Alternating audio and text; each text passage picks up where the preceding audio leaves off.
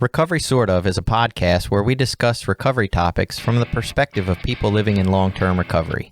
This podcast does not intend to represent the views of any particular group, organization, or fellowship. The attitudes expressed are solely the opinion of its contributors. Be advised, there may be strong language or topics of an adult nature.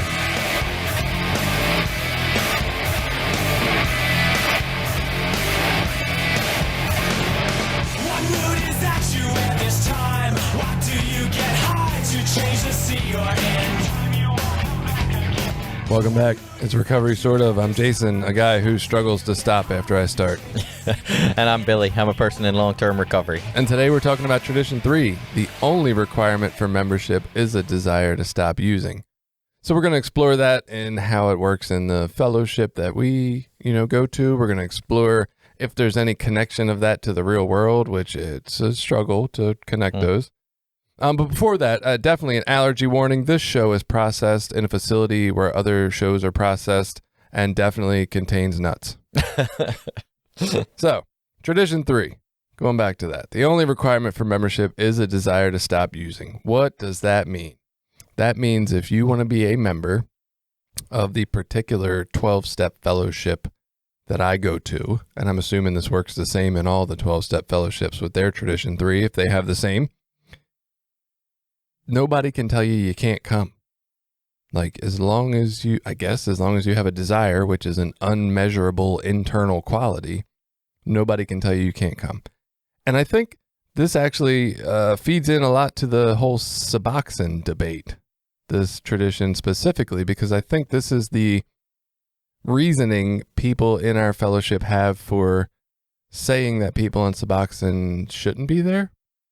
Because they're saying people on Suboxone are not clean by NA's definition of clean and don't have a desire to be because they want to stay on Suboxone. And so that, I guess their idea of that is, well, then you don't belong here. You don't have a desire to stay clean, which is people on Suboxone would say, I am already clean, so I do have a desire. So that's interesting. Well, not only that, as I understood it, like, you could say that anyone that's willing to go to a meeting has some type of desire to be clean in some form or fashion.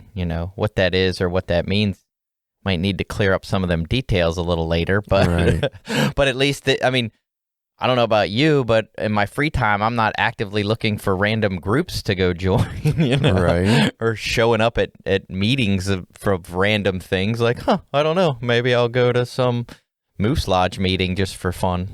Yeah, no. And so reading some of this text from this tradition, I was kind of like, so normally I would sit here and I'll say, Suboxone people, the answer is they just need another fellowship. Like, that makes total sense for everybody. But reading this tradition, I was like, maybe us NA jerks need to change our minds because maybe we do need to welcome people a little more. Well, and it's interesting because I applied some of that same logic, the way that it tells us to treat addicts that come to our fellowship. Like, why don't we treat using addicts outside of NA the same way? Why, we can only give them this respect and dignity, and if they come to NA meetings, they can even be using, and we'll still love and treat them, like they're special. But if you're out on the street and you haven't walked into an NA meeting, then you're a using piece of shit. Do we do that? Do we not have compassion for the addict on the street? Well, I'm basing that on what I at least feel like most people's approach to harm reduction methods and what most people feel about people that are on maintenance or will say about people that are on maintenance or say about harm reduction programs. Right. So that's a generalization of people in recovery. I gotcha. So let's start with one of the quotes I got. It says, an addict who does not want to stop using will not stop using. They can be analyzed, counseled, reasoned with, prayed over, threatened, beaten, or locked up, but they will not stop until they want to stop. I don't think I like this quote. Yeah. I read it and I was like, is that true? Do we know that? Like, I think people... What about the guy who stops unwillingly and then decides to stay stopped because he, some of his senses come back? Yeah, or people that just don't understand that, at least from my understanding of addiction and what I've learned through our fellowship, that Like, I can't use any drugs successfully. So, there might be a guy that says, hey, I really need to get off the fucking heroin. It's terrible for me. But I can go drink at the bar. Then he goes, drinks at the bar, and fucking finds himself using again. Because once you start drinking, your senses go out the window and you start making bad choices. So he may have a desire to stop using, maybe not a desire to be 100% completely abstinent from all drugs. And that doesn't mean he doesn't want to stop using. Anyway. I mean, I got clean because they locked me up and I physically did not have access to drugs for a time. So does that mean I didn't choose that? So I might go back to getting high one day? I didn't even really want to stop using, to be honest. I wanted to use, I just didn't want the consequences. It's like, when you go on a diet and don't eat cake every day, it doesn't mean you don't fucking want some cake.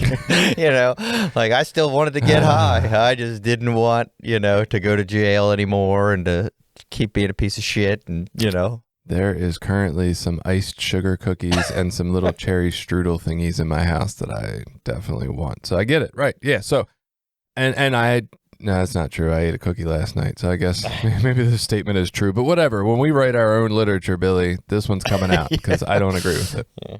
I don't know that I disagree with it, but I don't think we can actually prove it. And so, what's the point of saying it? So the next quote I had was, and not to cut you off there, but I mean, one of the things I took out of the "It Works How and Why" says the desire to stop using may be no more than a subtle yearning for relief from pain. So that almost directly contradicts that. Like maybe you just want to stop hurting, Yeah, I don't understand the point of this statement. Just people won't stop unless they want to. This sounds like what people use to justify. Oh, he went back out because he didn't want it bad enough. Okay, great. What does that fix? I guess the intention there is to say that we can't, and there's a better way to say it though, we can't moralize or rationalize somebody into using. No amount of us trying to sit someone down and lecture them about how terrible they are or what, bad choices they're making or any of that is going to motivate. Well, I can't say it's not going to motivate somebody. It's not going to be the deciding factor that keeps them clean, maybe. Right. It even says locked up in here. I was locked up and it made me stop. Yeah. Yeah, I stopped when I was locked up. Definitely for a period, and then ultimately forever. Right. I guess, I hope. I don't know. Anyway, this tradition is to ensure that any addict, regardless of drugs used, race, religious beliefs, sex, sexual preference, or financial condition, is free to practice the NA way of life, with, quote, a desire to stop using, quote, as the only requirement for membership. One addict is never superior to another. I like that. Yeah, I like that too. I think that was a good explanation. So it tells us right there what the tradition's purpose is, to make us all on the same equal level playing field. We don't discriminate. Everybody's allowed to practice this way of life. And this, I got to be honest, and I know that not everybody agrees with this, and I'm not saying this is the right way to live or the right direction for our country, but this is the way I wish America worked. Right. If you want this way of life, just come here and say you want this way of life and be a member. Don't have this ridiculous years-long process of lottery or however the hell you get citizenship. Just, you want to be here? Cool. Sign up, pay your taxes, contribute to society, be here. I wish that it worked like that. We didn't say, oh, no, you're from this other imaginary place that was made up. You can't be here, or, oh, you did this, you can't be here, or, oh, you have a criminal background, you can't work here. I just wish we were more open about it. Yeah. And I guess for NA, for you, what does it mean anything to say you're a member? Does that have any sort of meaning or response? So certain clubs that you join, if you say, oh, I'm a member of this club, you have to pay dues, or you have to show up so often, or you have some level of responsibility in order to maintain being a part of that group. And I guess in this tradition, I'm answering my own question because it says, no, the only requirement for membership is a desire to stop using. So that's interesting. You can be a member and you don't have to do anything but have a desire to stop using. And disagree. You are as equal a member as anyone else. I disagree, though. Yeah? I don't think that. I think if I say I'm a member and I don't go to a meeting for 3 years and I tell somebody I'm an NA member, I'm full of shit. Yeah.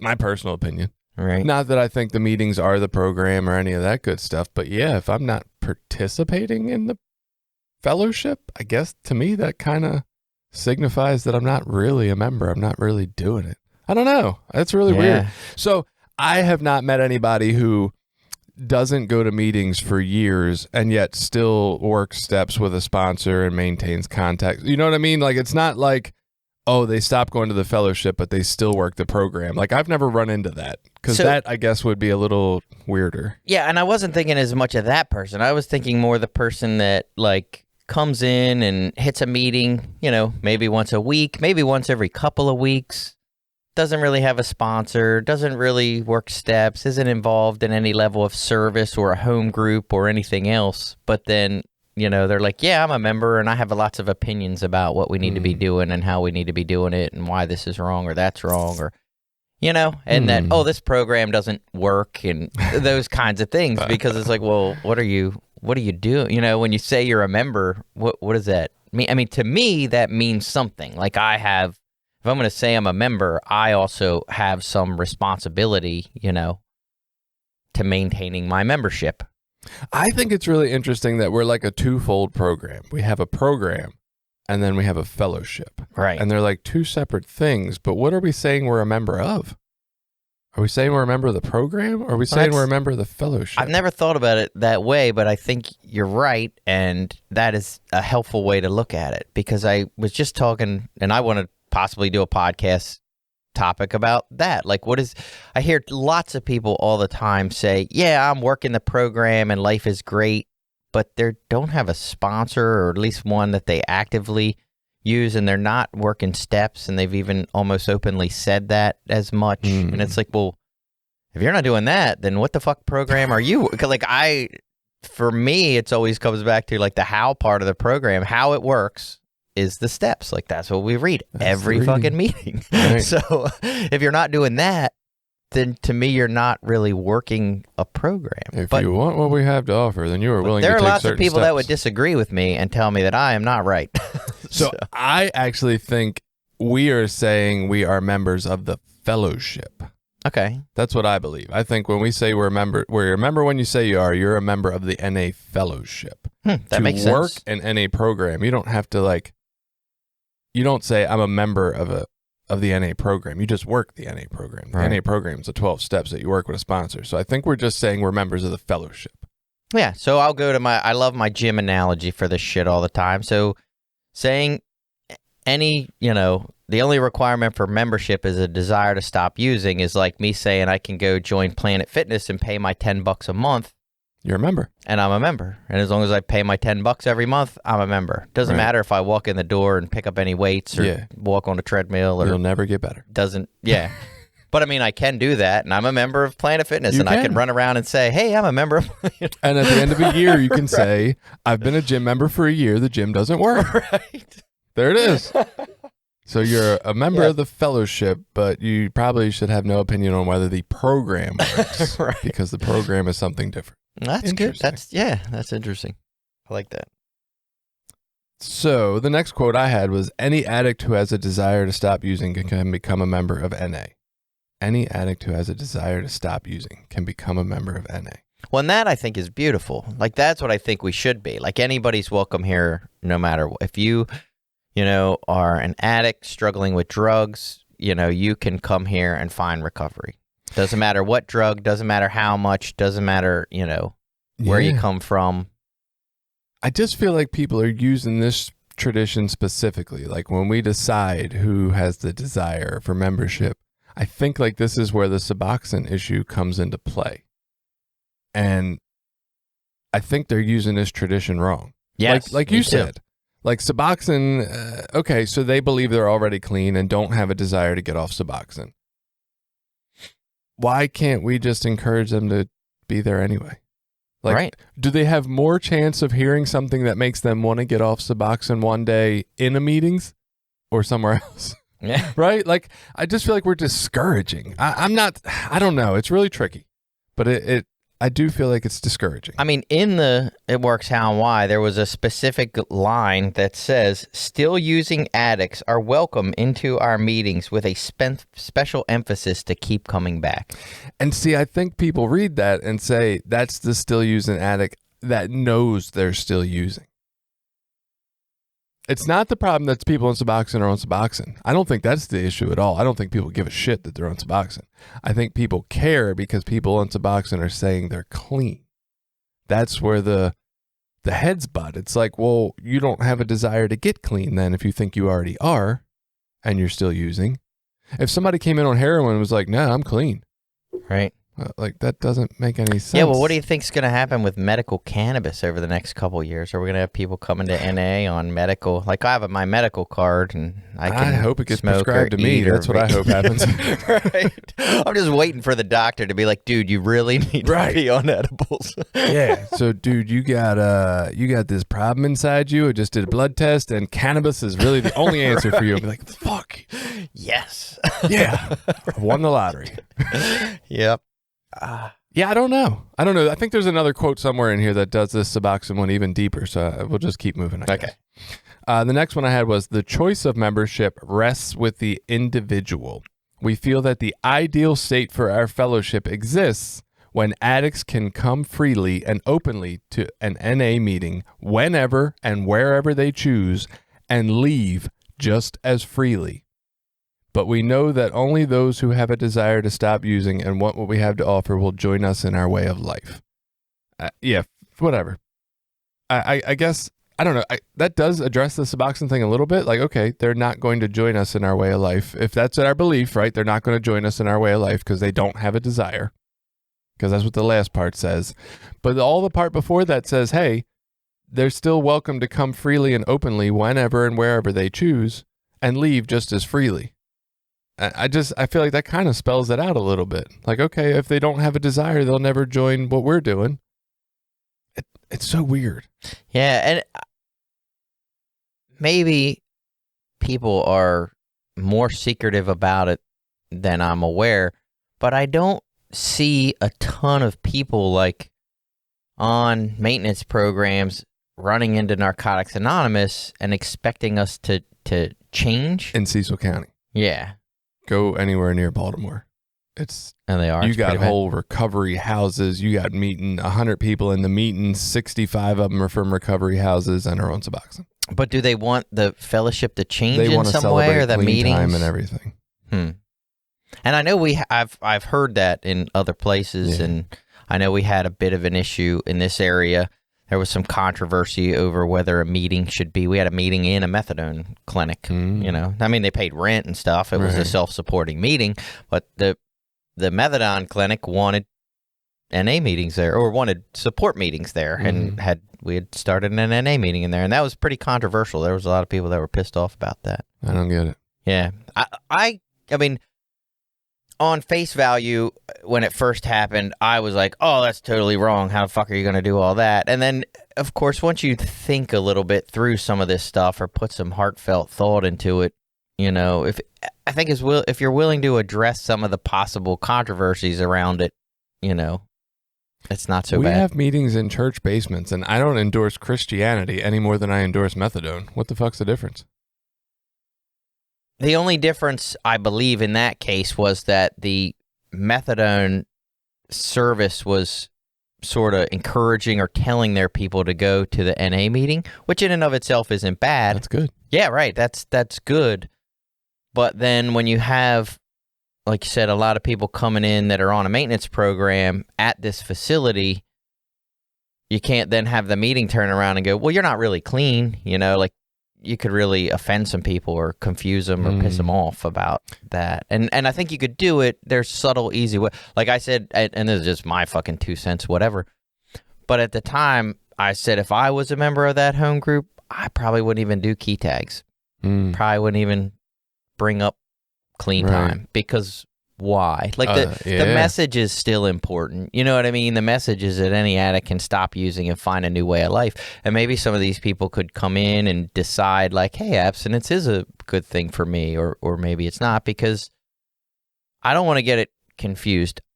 Narcotics Anonymous to everything that I understand is about abstinence-based recovery, and that's what we're about. And I'm not saying that's right or wrong or the best way or any of that shit. I'm just saying that's what we do in NA. It's abstinence-based recovery from drug addiction. And so, that's what I'm going to encourage and push. I don't think there's anything wrong with anyone that wants to be on maintenance forever. That's fine. That's their choice.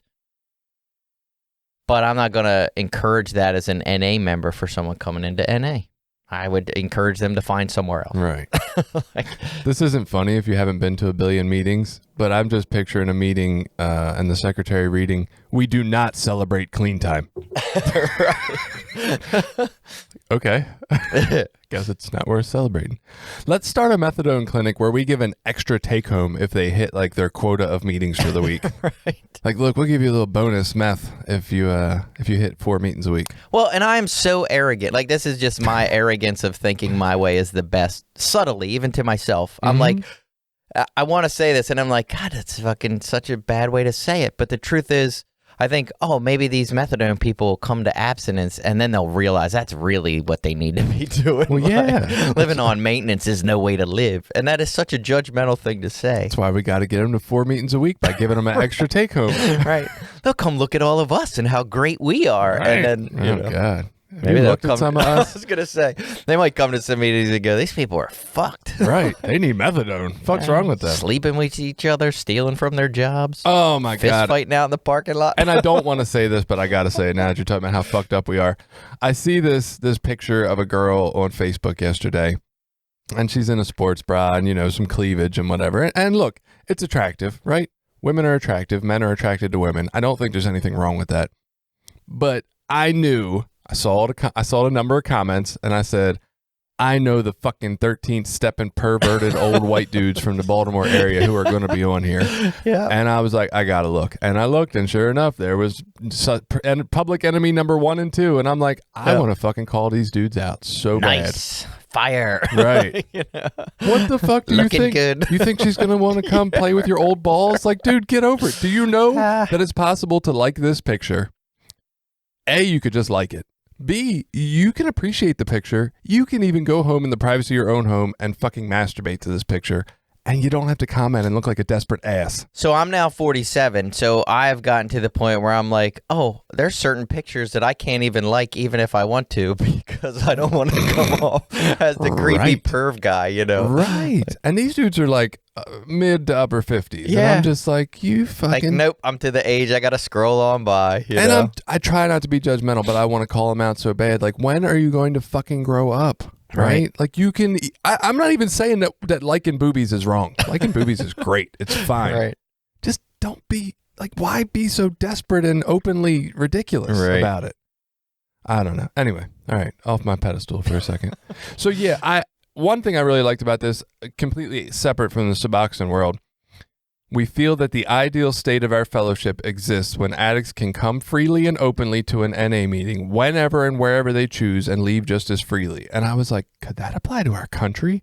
Could we just be members whenever we decided we were really digging it and then just not when we didn't? Like, would that require just getting rid of the country? Like, could we have to get rid of all countries in the world to do that? Because I don't know. Why would you want people here that don't like the direction it's going and don't want to be here anymore? Like, it takes a lot of money. So I'm not going to lie. I've considered it. I'm like, all right, there's a large portion of America that doesn't really dig the way I want to live. I want to live somewhere that's pretty progressive and forward thinking and trying new modern stuff. I don't want to be stuck conservative, personally. What if I moved to New Zealand or something where they have like very progressive views? Even Canada. It costs a lot of fucking money to move. Yeah. To relocate and shit, right? It's not easy. And so I was just, even the people who don't think like me, wouldn't they be happier if the country was headed that direction? If people that thought like me could easily just not be a part of it? And they could just be happy doing it their own way and all unified in it? Like, wouldn't that be better for everybody? Why are we stuck in it? Well, because I think about that stuff a lot, and should we even have borders, and does any of that matter and stuff? And there's a few things, at least, that cross my mind right away. One is security and safety. You'd have a people that were criminals or maybe on the run or, whatever, dangerous people that could just come in, that might be a possible downside. The other thing is, as a citizen in the country, we have some investment, most of us as tax-paying citizens, like we are investing into this way of life that we have. And if people are coming in illegally and not investing into that system, should they have access to the same rights? And that, I'm not saying I think they should or shouldn't. I'm just saying that's a debate where it's like, we've worked really hard to build this great thing.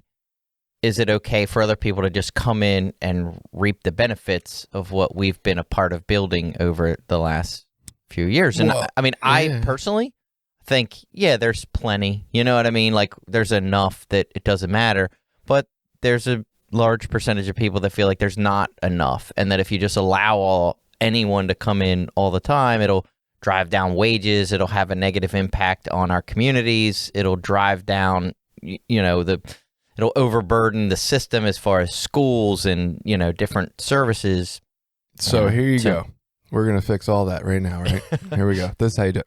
Give everybody on earth what they need to start, right? Whether you call that a standard living wage, whatever it is, like, just for being alive, here's what you need to have a house. You don't have to stress money ever. If you want to work to have more stuff, hey, feel free. That's your right. But we're going to give you what you need to just breathe and eat and get by, right? You've now eliminated, we're also going to legalize drugs and give them out for free. You've now eliminated 95% of all crime. So will there be criminals coming across borders? Sure. I mean, there's always going to be some people that for whatever reason, mental health, whatever, they commit crime and harm people. But for the most part, like the criminal activity we see on a grand scale, 95% of that wiped out immediately because everybody already has what they need and free access to drugs if they want them. Bam, that's done, right? Then you got to, and the conspiracy people will never go for this, microchip everybody. All your money's on it. As soon as you walk in the country, you instantly are paying taxes straight out of the microchip to the World Fund. Oh, I think there's other ways to fix it. I don't want a microchip. Just saying. I'm not a conspiracy guy. I don't want a microchip. But it would be so much easier. But iris scan, something. And not to go off the rails on politics, but somebody that I love and respect a lot says a lot of times, I'm not going to put him out there because whatever, but has said that that if we just allow everyone in all the time, none of these other countries that are a fucking disaster will be forced to fix their broken systems. Like, our country, we could use our political might and our political will to influence them to do better. If we just open our borders and let everyone from all these South American countries in, then what motivation is there for the South American countries to get any better? Haven't we been trying to influence them to do better for the last 80 years and it hasn't worked? Sounds a lot like the war on drugs. Well, that's where we've staged our idea of better is the problem. So, like and again, this gets off in the political realm, but our idea of better has been the war on drugs, which has actually fueled and motivated all the South American drug cartels. So if we eliminated the war on drugs, and that's policy that the U.S. enforces on other countries around the world. For example, they go to all these countries and say, oh, look, we give you these aid packages each year. Part of that includes you need to be strict on drugs. You need to make all these drugs illegal or we're not giving you this money. And I think the opposite. If you let anybody go anywhere and you give out free drugs, obviously we solved the war on drugs. So that's a good start, right? We've already fixed that. We've solved it. Everybody's just getting whatever they want. You do it in a warehouse somewhere. Cool. So now everybody comes here, because this is where the opportunity is and they're treated right and they have this living wage and all that. Other countries run out of fucking people and they're going to have to change to attract people to come back. So we don't have to exert any pressure. And then when they get good enough, people will want to go back. Without people, you don't have money. So they would be empty countries and then they would have to do something different. Yeah. That would be forcing them to do something different. And again, I see as a downside is if we opened and took in, let's say, 2 million people in the next year, and let's say 10% of those are, whatever, mentally challenged, incapable of working lazy, no good, whatever. You're talking about, what's that, 20,000 more people in a system that are going to be taxing resources? I mean, I guess it depends on if you believe that we have unlimited resources. We do. The way I think economy works anyway, and there's people that would disagree with this, but the way I think it works is if you bring in all these more people, you're going to need more goods and services. So you will then ramp up production in goods and services, which will put money into the economy, because all those people need food and clothing and shelter and housing and, all these things that will contribute back to the economy. Well, and in my grand plan, I know we're off in a realm outside of NA right now, or outside of, spiritual foundations, but in my grand plan, it's not more tax money from you and me that's paying for this. We're already barely scraping by. We're talking taking money from these corporations that give out the $1 billion bonuses to their CEO every year, and all those people who have billions and billions of dollars. That's where this money's coming from. They should never have that much money to begin with. There's no fucking point, right? There's nothing to that. Like, take their goddamn money, disperse it out amongst the rest of the people. They can still have more money than us. Just make it a little closer so that we're all a little happier and nicer. Right. Make the poor comfortable. Yeah. No. All right.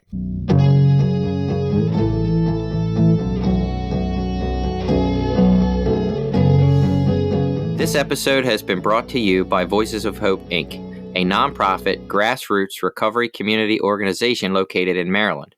Voices of Hope is made up of people in recovery, family members, and allies. Together, members strive to protect the dignity and respect of those that use drugs and those in recovery by advocating for treatment, support resources, and mentoring. Please visit us at www.voicesofhopececilmd.org and consider donating to our cause.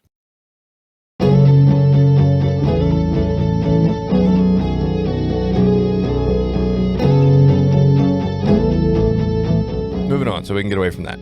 This one I really, really liked. We are free. I love that it says we're free. It says it in such a nice fucking way. It's so smart ass too. It sounds like something I'd say. Mm-hmm. We are free to offer welcome instead of judgment. We look for ways to help instead of judge. Our task is to fan the flame of desire, not dampen it.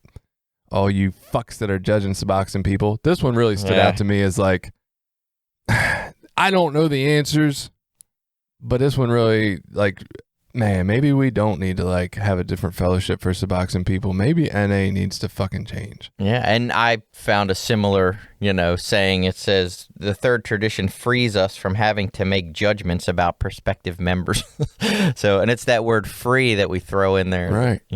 Right. So we're free to offer welcome instead of judgment to all, right?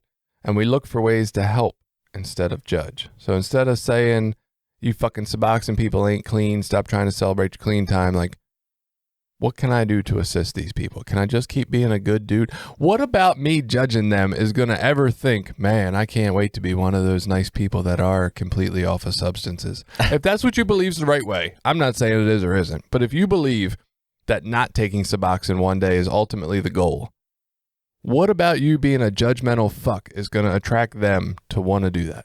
Right. Yeah. Nothing. I agree. Not a thing. But I personally believe that's the same problem going on the internet with a lot of this political conversation stuff too. It's all the nastiness back and forth and calling people sheeple and, like all that, all the subtle insults and derogatory, how stupid people, on either side. It happens on either side. It's like guilty. One side tells the other side how racist and angry and self-centered they are, and the other side tells the other ones how stupid and wasteful and what's that word, idealistic they are. And it's a lot of name calling and a lot of finger pointing. And I'm much more guilty in my brain than I am openly with people, but I do. It's tough, man. Racism hurts my feelings when it's not seen, right? And I feel like it goes so unseen, so that one really hits close to home for me. But yeah, I do. I judge, and it's hard for me to. Following this, like you're saying, I want to be the guy that's just like, hey, man, I'm doing the best I can. I don't believe in your methods. I believe in these methods over here, but I hope that the way I carry myself is respectful of you and shows you that like it's not about hating you for having a different opinion. I try. Right. Not totally great at it. And this is where some of these traditions, how some of these principles carry over into my regular life. You know, I don't know if I'm jumping ahead a little bit, but how some of these traditions carry over into my regular life is like I learn in NA, all right, everybody's coming in is welcome here. I got to just, welcome them, give them a hug, tell them, hey, come on in. Whether I think they're clean or not, whether I do all that, I learn to do that in here because that's what we're about. We've set a rule that says this is a fucking rule. I'm a good rule follower. So, yeah, right. Welcome, come in, keep doing this. As I learn to practice it in here, then I can take that outside of here and apply that into my life. I learn to look at people and, at work, let's say, if I'm working with someone and they make a mistake, it's easy to jump to this place where I'm like, well, they're just stupid, they're just lazy, they don't care, about their job, and that's why they do this. And then my reaction to them is sort of angry and maybe short and, maybe a little sarcastic when I reply to their mistakes. Right.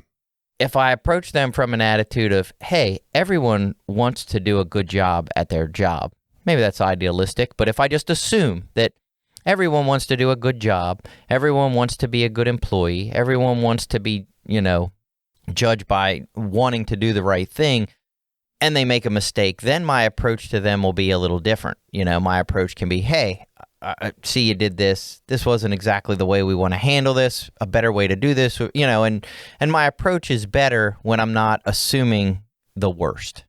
Yeah, I got that problem in my family. Yeah, and I try to do that now with a lot of this political conversation. It gets me in trouble with both. Like, I'll talk to my wife and I'll sort of, I don't want to say defend. Well, I will. I'll defend conservative ideas to her, not necessarily because I believe them 100%, but it helps me to understand, like, where they're coming from, what that point of view is. Even if I don't agree with it, I can say, all right, well, this is what they think, or this is their fear, or this is what they believe, and I don't have to place a judgment on that. I can just say, this is what they believe. I don't believe that. I don't think they're right, but I don't have to think that they're stupid, racist, self-centered, whatever. And maybe they are, but it doesn't hurt me to assume they're not. I remember one time I had a really weird situation with 3 friends. There was a couple and then another dude, and then the dude and the girl from the couple ended up like kind of hooking up, and the other guy felt like he got left and he was the ex, and it was just a really weird, funky situation. And there was a girlfriend from the other dude too that I was friends with all 4 of them, and I tried to remain like an impartial, neutral, middle ground. And in the long run, and it's funny, my father said this, he's like, that never works. You're going to end up being hated by all of them. And that's exactly what happened. They were all fucking mad at me in the long run, even though I didn't actively do anything negative to any of them. But I ended up being the bad guy to all of them. And it was weird. And so I almost feel like that's what you're going through. Like when you try to toe that line, you end up kind of getting disdain from everybody. Maybe. Yeah. It's funny, I had a situation like that, and it's the other way around. I'm sort of still kind of friends with all the people. Weird. Yeah, it is very weird. So this next one, Tradition 3 spells freedom for the members of NA. It sets the sole requirement for membership in the heart of each individual member. We don't have to decide for anyone else.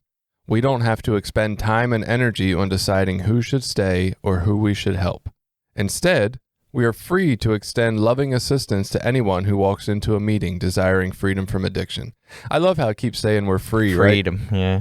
It sounds like a jerky comment, but I think it's real too. Like, I don't have to take the mental energy when I'm sponsoring 3 guys and one of them's really hardcore step working dude. And I'm like, yeah, when he calls, I'm definitely going to take that call. I'm definitely going to make sure I go out of my way to help him because he's putting in all that work, right? I don't have to question it when the guy who doesn't seem like he does shit calls. Like, I'm free to just, okay, what do you need? I need to put in as much work for you as I would the other guy, personally. That's ideal. I can't say I always do. Sometimes I'm definitely like, this motherfucker don't even do nothing for himself. Won't pick up a step. Now he wants me to come save him in a jackpot. But like, well, I would for somebody else. Right. I've questioned that a lot of times about like when a newcomer girl would ask me for a ride to a meeting or something, and I'm like, well, yeah, I'll go out of my way to pick her up. But like, I always think, I'm like, would I do that for a dude, or would I do that for this person? And then when that person asks, I'm like, before I say yes or no, I'm like, well, would I do this if it was somebody else that I liked a lot more? And generally that helps me do the right thing. I can't say I always have the right reasoning behind it, but I usually do the right thing and give the right people rides. Yeah, and I don't know that we pay enough attention to how much energy it takes being trapped in like a self-centered mind. So what I mean by that is, they keep throwing this word freedom out there because the energy that it takes to like run all these scenarios and make all these predictions and decide whose intentions are what and all that is a whole bunch of for me, according to this way of looking at it, it's like wasted energy. It's like you said with the sponsee. Like I just pick up the phone if I can, or I don't if I can't. And that's all the thought that needs to go into it. If I am wasting a bunch of other energy, like looking at the number and then, this fucker, and that, and then there's all these wheels turning and this energy going it's and the these Julia thoughts Roberts making, meme. With all the math symbols and stuff. Yeah.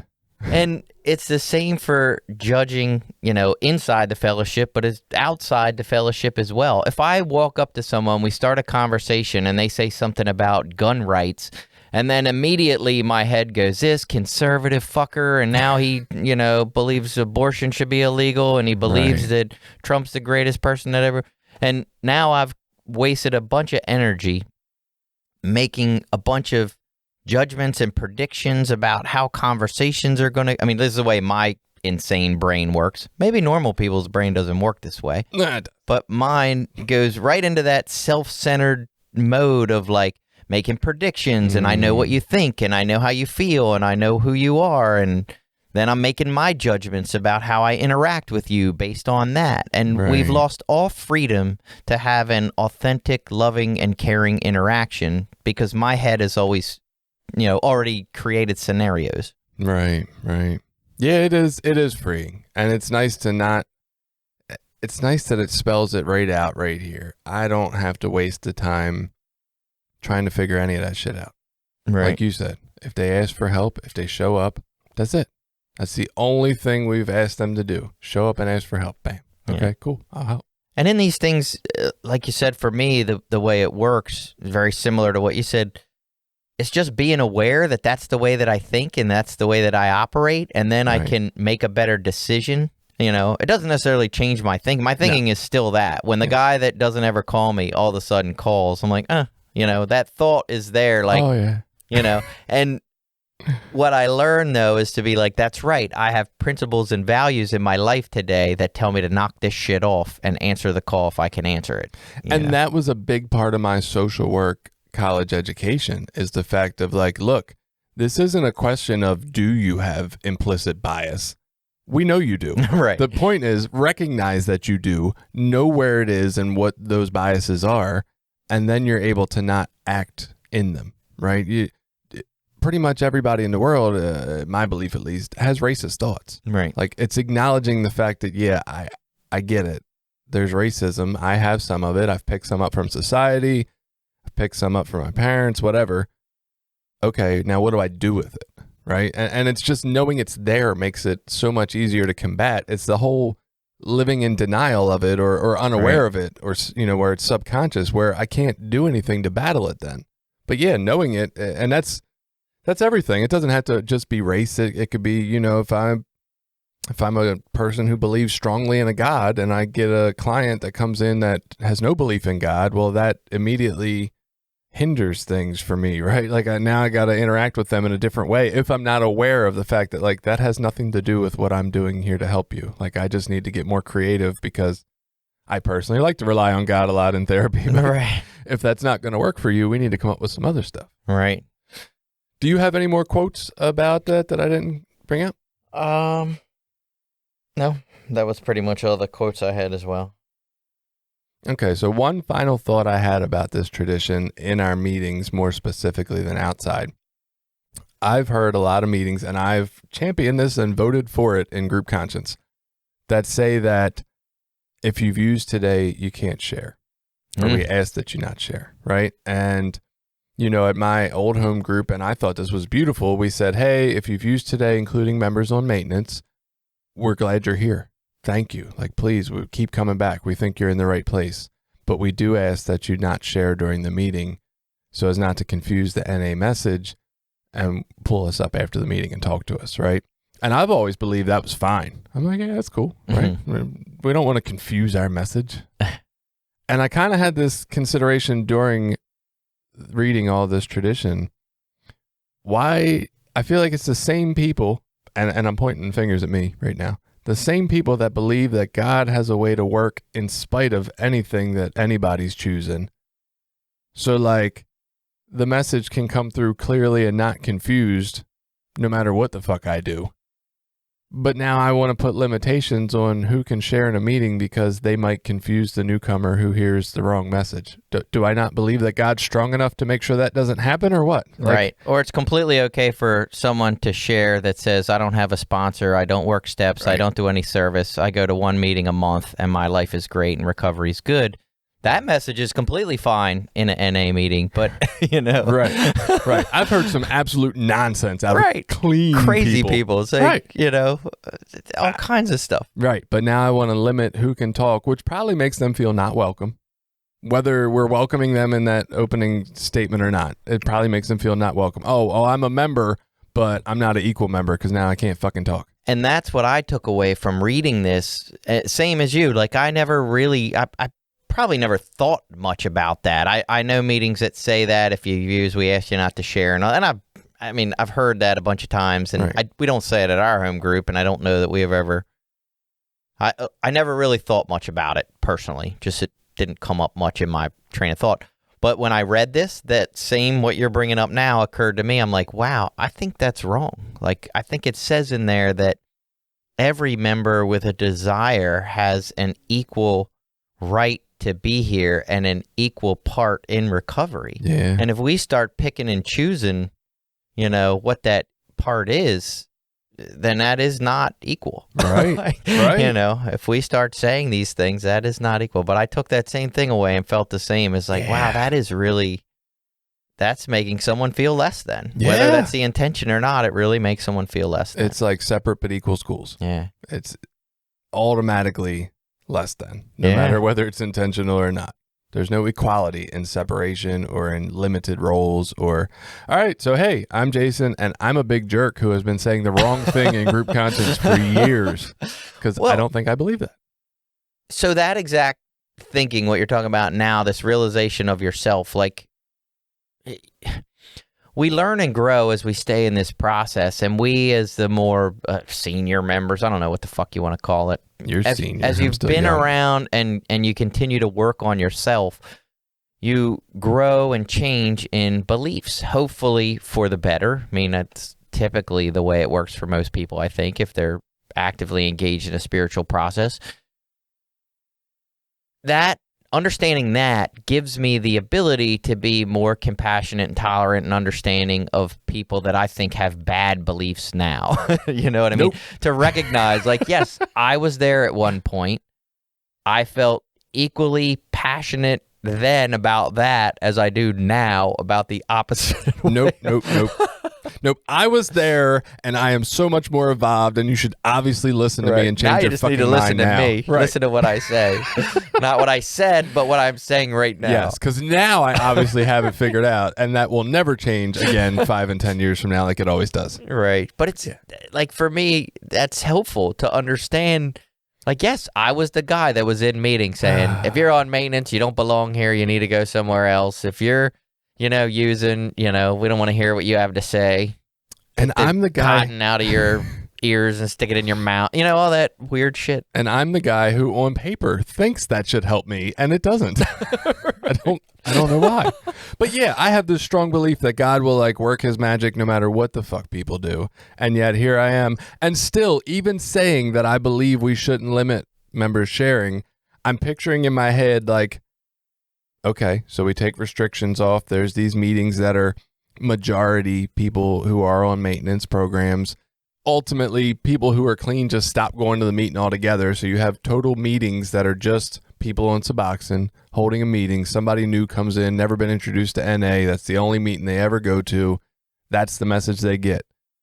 Suboxone. And I'm like, I think that's what I've been trying to protect against from that ever happening. But now I'm like saying that we shouldn't protect against that. So that will happen one day. Why does that still not feel okay to me? Maybe that's the life-saving message that person needed to hear. Maybe. You know, I don't get to make the if that's what judgments. happened. That's exactly what needed to happen. Right.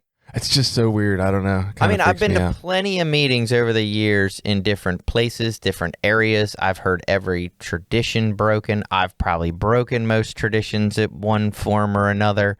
I've said some things like say that now I'm like, ugh, I can't believe I said that. That's so terrible to say, you know, but yet that's completely okay for me because I'm abstinent. Like, you know what I mean? It doesn't make rational sense. So but it's justifiable. When we rewrite our program, it's going to say the only 2 requirements for membership are desire to stop using and that you've broken every tradition at least once. I think that should be a requirement for membership. Because if not, you're not participating. If you don't break tradition. Well, maybe this gets back to what you talked about earlier with there's a program and there's a fellowship, and maybe the meetings, that group setting isn't really the program so much. It's the program is the steps, what I'll say with a sponsor, but definitely working the steps.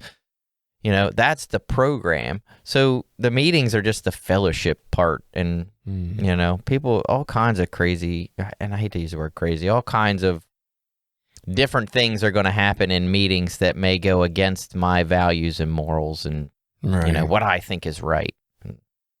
Yeah, fuck them meetings. Yeah. I'm with that. Fuck them meetings. Work the steps. But there was some important principles that it talked about, spiritual principles that it talked about, and it works how and why. The first one of those was tolerance, you know, and this idea of tolerance of others. And it used, you know, the saying in there that I took out was, judgment is not our task. You know, it's not my job to make these judgments on people coming into meetings. And then when I can take that and apply it in my life, it takes a lot of the fucking work out of interacting with other human beings, you know? I mean, it's easy to walk into the Walmart in the local town that we live in and see the guy with his Make America Great Again hat and decide who he is right off the bat. You know what I mean? So you're saying, and then I'm better off, that guy even if he is that guy that I know he is, I'm still better off not thinking or not acting on it, because I'm probably going to think it either way. Well, yes, it's going to be more freeing to you mentally, but also, I mean, for me, does that mean I want to treat him different? Do I want to go against my morals and values? Because, like, so I want to be a person that in my life, in general, is loving and caring and compassionate and understanding, is like a warm, welcoming person, you know, to other people. Does that mean because someone has a different opinion than me that all that goes out the window and now I can be a self-righteous, angry, you know, bitter person to this guy who I don't even know? We haven't even had a conversation, but I have already made a decision that I ain't even holding the door for this fucker. You know what I mean? So I think I only act on the self-righteousness in my head. Maybe out loud away from them, but I don't one-on-one individually in the world treat people different or have different actions. I have a whole lot of different thoughts and attitudes in my head, but I don't think any of that comes out towards anyone specifically. Right. Well, does it in subtle ways? So give you an example, and I don't know, I'm just saying these are the kinds of ways I think that self-centered trappings in our mind plays out. Okay. So, and I'll give myself a nice, you know, because someone helped me in the same way not too long after. Maybe that's karma. But I was going into one of the big box home stores one day, and I come out and I see a man and a woman, and they're wheeling out this big vanity, and they get to the back of the truck, and they're getting ready to pick this thing up. And this was a, you know, smaller, older woman and an older man, and I thought, they could probably use a fucking hand getting that into the truck rather than her trying to lift this thing. So I said, hey, you need a hand? He's like, oh, yeah, thanks, you know, and I gave him a hand. Now, would my reaction to him change if he was wearing a certain kind of hat, or if he was a certain color, or if he looked a certain way, Or, you know what I mean? Would I don't treat think him so. different if he had a Rebel flag shirt on? You Right. know, like, well, I guess I'm asking you, would Right, you treat him different if you saw that? Or would you want to be the person that says, you know what, those judgments, like, I can be free of that judgment and I can just do a kind act for a kind person. And maybe that kind act will be the thing that makes him see, like, maybe, you know, all people aren't jerks. Maybe some people do care. Right. So levels to answering this. I definitely want to be the guy that would just help, regardless. I think I am. I think.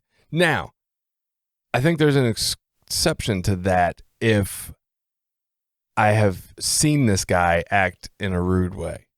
You know what I mean? Like if I had just seen some really negative interaction he had in the store and then we happen to come out at the same time. And then I'm like, yeah, fuck him. I'm not helping him. I hope not. I hope I still help him anyway, honestly. But I could see, I've seen people, or maybe I overhear something he says and it's really rude or condescending. I mean, I don't know. I'm at my daughter's soccer game Friday night and my daughter was a little rough with one of the girls. Like, it was a foul. I mean, it got called. It was. You know, she nudged her with her shoulder in the back. It wasn't blatant. It wasn't terrible. It wasn't really offensive. The girl fell over. It seemed a little acting. Whatever. Not a big deal. I don't ever say that's a good thing. I tell her, I'm like, look, be physical, but be physical in the rules of play. Like, you're not out there to hurt people or do anything that's a foul. But the mother in front of me, who wasn't even the mother of the girl that got fouled, as the girl who got fouled is like taking the kick because it happened right in front of the parent watching area, said, kick her in the face about my daughter. And I'm like, I don't know if walking out of there, I would want to help her start her car. You know what I mean? Like that. But I would like to think I still would. I didn't take a huge offense to it. It's like, whatever. But it just seemed really weird to tell somebody to kick some other girl in the face. Yeah. Over a soccer game. I don't know. But I'd like to think I would still help her, but I could definitely see me saying if I got in my car and it's cold out and me being like, fuck her. She's just going to sit here. Right. She shouldn't have wanted to kick people in the face. I don't know. And I don't know that there's a right or wrong to any of that other than to say, when I go home at night and I lay down to go to bed, am I going to be thinking, man, I should have been the bigger person and helped that lady? Or am I okay with it? I mean, again, these are my morals and values that I got to live with. And maybe I'm okay with saying, fuck that lady. She's a bitch. And she doesn't deserve my help. And maybe that's okay too. Yeah. I'm not trying to tell people where they should be specifically. Right. But for me, there's a freedom in just being able to be a kind person and do a kind act and then feel, because there is a reward to my spirit. There's a reward to my soul, whatever, that comes with doing a kind act for a person. There's a little notch in endorphins in my brain, you know. Well, and there's a lot of my recovery and therapy work has been in, don't give anybody else that power over me. Like, be who the fuck I am regardless of who these other people are. Because if not, I'm letting them change me. Right. I'm letting them have a power over me to dictate who I'm going to be in response to them. And I don't like that idea. Fuck people having power over me, right? My ego just doesn't like that concept at all. Right. I'm like, you're not going to affect me at all. Right. I will be zen in the face of your assholeness. I'll be nice to you even though I don't want to, you fucker. Right. I'll show you. Show you how little power you have over me. I'll help rebuild your whole house. Like, yeah. So I don't know. You feel like we covered that? Tradition 3? Yeah. I mean, the only other part I wanted to talk about a little bit was the, taking these principles and applying them to using addicts outside of NA. I think that's been a hard learning lesson for myself. I know over the years it was like, as people came into recovery and were looking to help themselves, then you deserved some respect and, you're trying to help yourself. But I can definitely say I was a person that if you were just using out on the street and you weren't trying to help yourself, well, then you deserved whatever you got. And I don't know that I believe that anymore. I think I've learned to take the same compassion that I have for the using addict that comes in and can't get clean or doesn't stay clean or relapses periodically, and that, well, for one, now I have compassion on that person. It used to be a point in time where, like I said, I felt like other people, like, oh, they just don't want it enough, they're not doing enough, there must be something, they did something wrong, right? And all those judgments I would place on why it didn't work for them. Now I look at it more in a compassionate sense, like, fuck, like I've been there where I really want to do something and I just fucking can't, or for years I've been like, I want to be a person that meditates, and I would do it a couple of times and stop and wouldn't do it. And, I know that's a lot different than actively using, but I've been a person that's really felt convicted in wanting to do things and then falling short or not being able to do it. Now I can take compassion in that. I don't believe there's very many, I'm sure there's some, but I don't believe there's very many people that are actively using to the point that it's causing harm to themselves and others that are really happy with their life choices and are happy at where their life is at that moment. I believe most of those people are suffering. Most of them are hurt. And going back to that saying in this tradition, it said, the desire to stop using may be a subtle yearning for relief from pain. And I think for myself, looking at using addicts in that way is more helpful in my general life. I wonder if this is a place where like the not really tied to a higher power of a mystical nature affects you in a not so positive way. Because I guess for me, and I take this, shocking, I take this to an extreme, I guess. I truly believe that I don't get credit for anything I've done because none of it was my choice or power or will. That's kind of where I'm at in life, right? So where I'm going with this is I have never believed that getting clean or staying clean had anything to do with me. I think it was something given to me. It was something that came from outside of me and said, you are not going to use anymore. You are not going to think about using anymore to the point where you're forced to. You are freed from that. It was like what people call a blessing, right? It was grace and mercy. It was beyond me. And if that thing at whatever point in time ever said that I was supposed to get high again today, I would. I don't think it's been actively anything I did. Have I done step work and therapy and other things to try to make myself healthier? Yes. But where does the drive and the energy to do that come from? Again, I don't believe me. I think something gives that to me, right? So I know that sounds extreme, that like I've done nothing basically as far as I'm concerned to an extent, but that understanding of I didn't do anything to get here has had me feel compassionate about the people who aren't here since I've been here. It's like, I didn't do anything to get this. I would be right where you are if it wasn't for whatever the fuck happened that made me supposed to not be there. So I don't know that I disagree, but I also don't see how that's very helpful. And the reason I say that, let me give you an example and then I'll let you answer. Let's say we have a guy that, and I'm sure we all know this guy, I know a couple of them that, their life falls apart, they get clean, they go like, oh man, I'm going to come in, I'm going to do everything different this time, and then they do the same thing they always do, which is come in, they get a few months clean, they get a job, they get in a relationship, they get a girlfriend, and then all the recovery shit goes out the window, and they're, shacked up with their girlfriend in 6 months, they're in an apartment, whatever, stop going to meetings, stop doing what they need to do, and they use. Right. And they've done that 3, 4, 7 times, and you just see it all the time. Is it helpful to just be like, that's God's will for that person? Or to be able to say to that person, hey, look, you keep making this same choice. You keep going down this same path, and that is not working for you. You really should try a different path.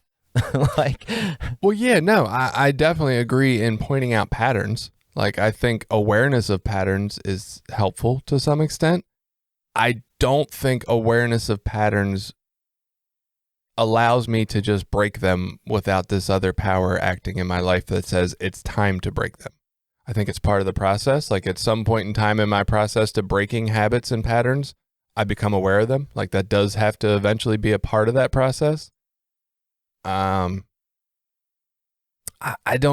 guess where it helped is just the compassion. Yeah. It was never when they went back out or relapsed again or did the same thing. It was never, fuck them. They just keep making the same dumbass decisions. It was always, I know what it's like to not be able to get out of that pattern. And I don't think there's anything I did to earn or deserve getting out of that pattern. It just happen. Yeah, and for me, I guess there's always been that part that's pretty, I don't know, judgy on one. I think there's almost I hate to say jealousy, but yeah, I would like to fucking use. If I didn't think it was going to destroy my life, the being high part is fucking great. like I really it's just like we joke about, the marijuana and a doctor telling me I could be on maintenance or whatever. Like, I love that feeling. I love that part. But the consequences are what motivate me to change, the consequences for me. So I guess there's always been a slight bit of jealousy for the people that, I just hate to say the people that relapse, but people that use or, can go out and do that. I think now the biggest consequence to using, I'm sure some other ones would follow if I continue to use, doing terrible things to the people I love. But the immediate consequence of not being able to think I'm so superior to everyone else. Fuck, I got high and now I'm not better than everyone. That would crush me. That would really crush me. But I think I've just become more compassionate to people, like you said, understanding that, we aren't all blessed with the same opportunities. We aren't all given the same set of tools. We don't all have the same set of circumstances. I joke about it, but I really don't know if I want to get high. It kind of scares me a little bit. I do want to do psychedelics. Yeah. Not gonna lie. In fact, I'm taking like therapy trainings, and they're talking about the use of MDMA and therapy and shit. And I'm like, I need that kind of therapy. That would help me for sure. Yeah. Like I don't know that though. All right. So just a couple quick things to catch up. I haven't had a chance to catch up on these for a while. So Sarah, who you unfortunately did not get the chance to meet, she did the episode while you were on vacation. But she had a definition of belief that she had come across that really helped her. And I think this was in response to our episode about is God real or whatever. I don't even remember what the hell it's called at this point. So she said the definition she found on Wiki apparently was a mental representation of an attitude positively oriented towards the likelihood of something being true. There's a lot in there. Yeah, I was like, wow, that's a lot of work. Right. A mental representation of an attitude positively oriented towards the likelihood of something being true. All right, I know. I know. I read it and I got the words in front of me. I'm still like, what? But she said basically that it was so vague and so like, it almost seemed like the idea of belief in God was just like the idea of believing it's possible, basically. Right. Just the belief that, like, you know what? I'll just live in a state of it might be possible. And, like, that was enough to be belief in itself. And that allowed her for a long time when she wasn't sure to kind of just toe the line and be comfortable there. And I thought that was an interesting concept. Just the idea that, it may be. And that's probably closer to where I'm at than being, like, a total atheist. Like, I'm probably more there, like, I don't know, that could be true, too. I don't fucking know. I'm too stupid to figure it all out. I'm too smart to figure it out, damn it. Yeah. No, I get it. I don't know anything for sure either. I mean, I have my idea of what I do believe, and it works well for me, and I'm comfortable in it. But I mean, like when we die, I don't fucking know. Yeah. Who the fuck knows? It is beautiful and wordy, though. I should copy that down and spout it out every now and again. You should. People will be baffled by it. Like, wow. You just say it once and then roll on, and then by the time they won't be able to process what all that means. But yeah, so if you're uncomfortable in belief right now, just maybe like Sarah points out, just the idea of maybe, right? Mm-hmm. Just live in that open positivity of maybe. Who knows? And you might feel better. Oh, and so one other thing I definitely had to bring up. We got a message from Allie on Facebook. She says, hey guys, I just listened to your episode about the existence of God. That must have been a good one. People like that. And I really liked it. I've always believed in a higher power, but I don't always feel much of a connection to that power. So I was curious to hear both your perspectives. After listening, I've come to the conclusion that I still believe in that power regardless. I pretty much 100% agree with everything Jason said. Finally. Yes. Finally, someone agreed with me. But she did go on to say, even though I often feel like Billy. Yeah, well, whatever. I'll take what I can get. Somebody mentioned something I said. She said, thanks for the episode. So that was really nice. Thank you, Allie. I hope you're still enjoying and getting something out of it. And thank you so much for finally validating me. Yes. When all the mail always validates Billy. That's all I got for this week. You got anything? No. Awesome. I'm good. Everybody have a nice week. Go practice tradition 3 somewhere in your life. Be kind to people and be free to not be judgmental. Just free to just assist and be nice to everyone. Be your authentic self. Ooh. All right. Have a good week. Share this podcast with people in your life who might enjoy it. Check out recoverysortof.com to find our episodes and link up with us on Facebook, Twitter, and Instagram. We're always looking for new and interesting ideas for topics. Sort of. If you have any ideas for episodes or think you have something to come on and talk about, reach out to us.